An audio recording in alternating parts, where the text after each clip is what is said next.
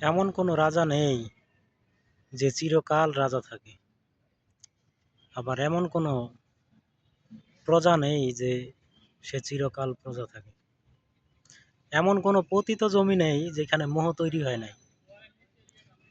আবার এমন কোনো ময়লা আবর্জনা জায়গা নেই যেটাতে ভালো কোনো কিছু হয় নাই। এমন কোনো ঋতু নাই যেটা পরিবর্তন হয় নাই।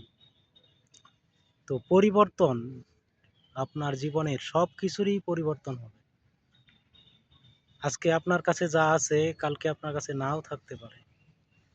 আবার আপনার কাছে যেটা নাই কালকে সেটা আপনার কাছে থাকতে পারে।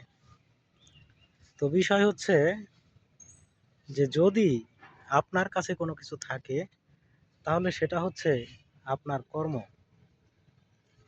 আপনার কর্মফলও আপনার নয়। তো বিষয় হচ্ছে যে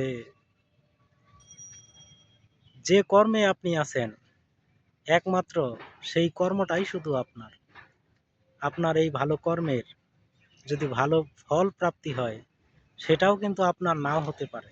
কারণ আপনার কখন মৃত্যু আসতে পারে সেটা একমাত্র আল্লাহ তাআলাই জানে। যেমন আজকে আমি কন্টেন্ট করতেছি, তো হঠাৎ করে যদি মনিটাইজেশন পাই, তারপরে যদি আল্লাহ না করুক আমার যদি কিছু হয়ে যায়, তাহলে তো মনিটাইজেশনের ফলাফল আমি পেলাম না। তো বিষয় হচ্ছে আপনার জীবনে যদি কোনো কিছু যদি থাকে তাহলে সেটা একমাত্র হচ্ছে কর্ম।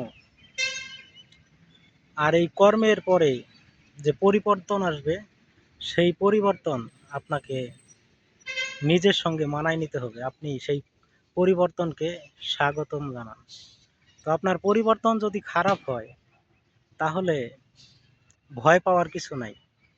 কারণ সব কিছুই পরিবর্তনশীল। আজকে হয়তোবা আপনার জীবনে সুখ নাই, কিন্তু কালকে তো অবশ্যই আসতে পারে। অথবা আপনি আজকে সুখী, এর জন্য আপনি গর্ব করার কোনো কারণ নাই।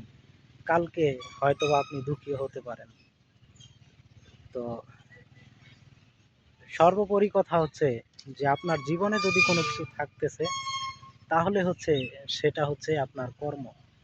আপনার কর্মকে নিয়েই আপনি গর্ববোধ করেন। কর্ম ছাড়া অন্য কোনো কিছুকে নিয়ে আপনার গর্ব করার মতো কিচ্ছু নাই। হ্যাঁ, আপনি গর্ব করতে পারেন।